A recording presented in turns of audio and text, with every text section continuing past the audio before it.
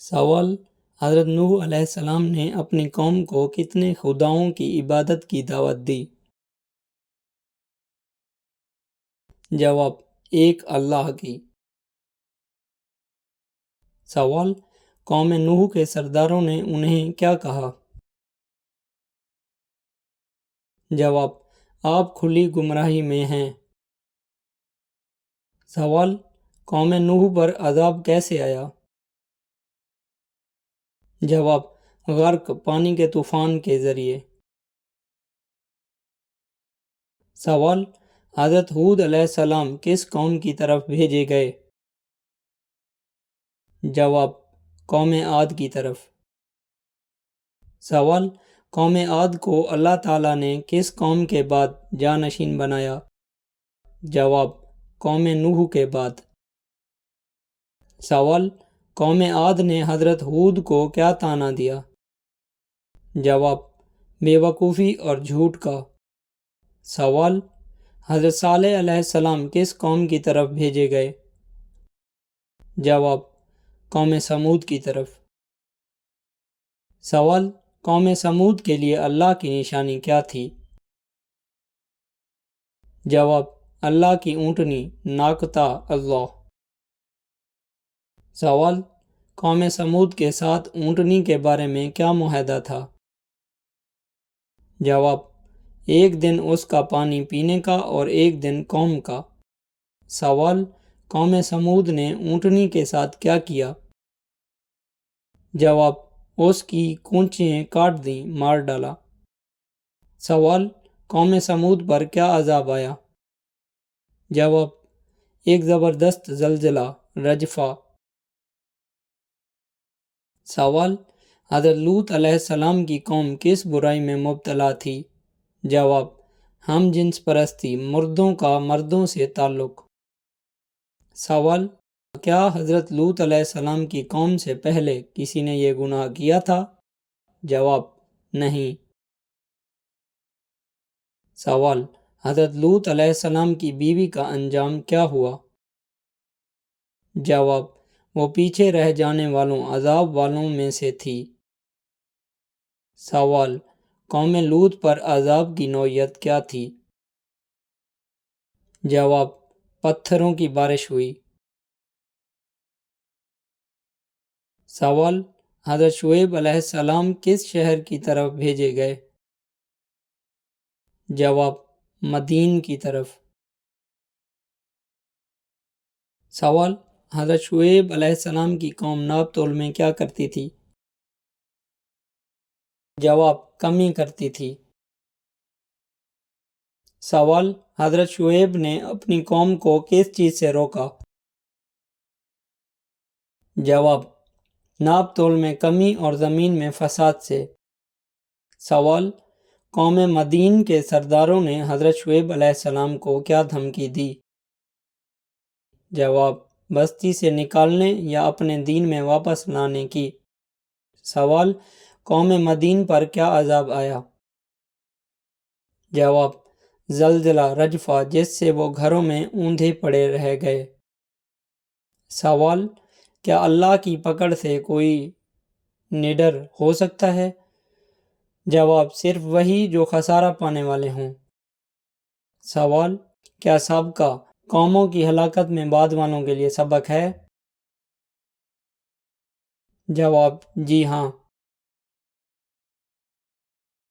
سوال: حضرت موسیٰ علیہ السلام کے قصے کا آغاز کس سورت سے ہوتا ہے؟ جواب: سورۃ الاعراف، اسی پارے میں۔ سوال: حضرت موسیٰ علیہ السلام کو کس کی طرف بھیجا گیا؟ جواب: فرعون اور اس کے درباریوں کی طرف۔ سوال: حضرت موسیٰ علیہ السلام کے پاس پہلی نشانی کیا تھی؟ جواب: ان کا عصا، لاٹھی، جو اژدہا بن جاتا تھا۔ سوال: حضرت موسیٰ علیہ السلام کی دوسری نشانی کیا تھی؟ جواب: ید بیضاء، چمکتا ہوا ہاتھ۔ سوال: فرعون نے حضرت موسیٰ علیہ السلام کے معجزات کو کیا قرار دیا؟ جواب: جادو۔ سوال: فرعون نے حضرت موسیٰ علیہ السلام کے مقابلے کے لیے کس کو بلایا؟ جواب: ماہر جادوگروں کو۔ سوال: جادوگروں نے مقابلے سے پہلے فرعون سے کیا مانگا؟ جواب: اجر، انعام اور قربت۔ سوال: جب حضرت موسیٰ علیہ السلام نے عصا پھینکا تو جادوگروں کے جادو کا کیا ہوا؟ جواب: عصا سب کو نگل گیا۔ سوال: جب حضرت موسیٰ علیہ السلام نے عصا پھینکا تو جادوگروں کے جادو کا کیا ہوا؟ جواب: عصا سب کو نگل گیا۔ سوال: حقیقت دیکھ کر جادوگروں نے کیا کیا؟ جواب: وہ سجدے میں گر گئے اور ایمان لے آئے۔ سوال: جادوگروں نے کس کے رب پر ایمان لانے کا اعلان کیا؟ جواب: رب العالمین، موسیٰ علیہ السلام اور ہارون علیہ السلام کے رب پر۔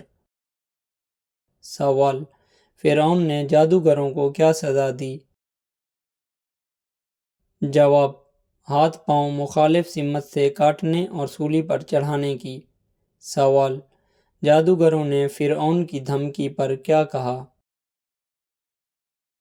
جواب: ہمیں اپنے رب کی طرف ہی لوٹنا ہے۔ سوال: جادوگروں نے ثابت قدمی کے لیے کیا دعا مانگی؟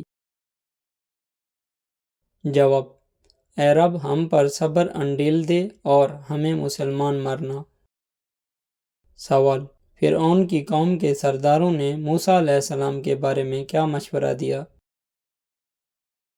جواب: انہیں اور ان کی قوم کو قتل کرنے کا۔ سوال: فرعون نے بنی اسرائیل کے بیٹوں کے ساتھ کیا کیا؟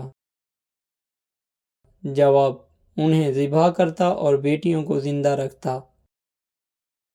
سوال: زمین کا وارث کون ہوتا ہے؟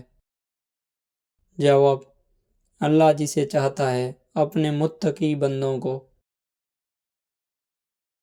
سوال: اللہ نے فرعون کی قوم کو کن آزمائشوں میں ڈالا؟ جواب: قحط سالی اور پھلوں کی کمی۔ سوال: فرعونیوں پر آنے والی 5 نشانیاں آفتیں کون سی تھیں؟ جواب: طوفان، ٹڈیاں، جوئیں، مینڈک اور خون۔ سوال: جب بھی عذاب آتا تو فرعونی کس سے دعا کی درخواست کرتے؟ جواب: حضرت موسیٰ علیہ السلام سے۔ سوال: کیا فرعونیوں نے عذاب ٹلنے کے بعد عہد پورا کیا؟ جواب: نہیں۔ سوال: فرعونیوں کو کہاں غرق کیا گیا؟ جواب: سمندر میں۔ سوال: بنی اسرائیل کو سمندر پار کرانے کے بعد انہوں نے کیا مطالبہ کیا؟ جواب: ہمارے لیے بھی بت معبود بنا دیں جیسے ان لوگوں کے ہیں۔ سوال: رمضان میں کون سی سورت 50 بار پڑھنے سے 50 سال کے گناہ معاف ہوتے ہیں؟